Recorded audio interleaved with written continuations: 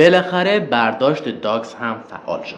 سلام، اینجا گامبرونه. ما تو این ویدیو میخوایم آموزش کلیم کردن و انتقال توکن های داکس به کیف پول رو براتون آموزش میدیم.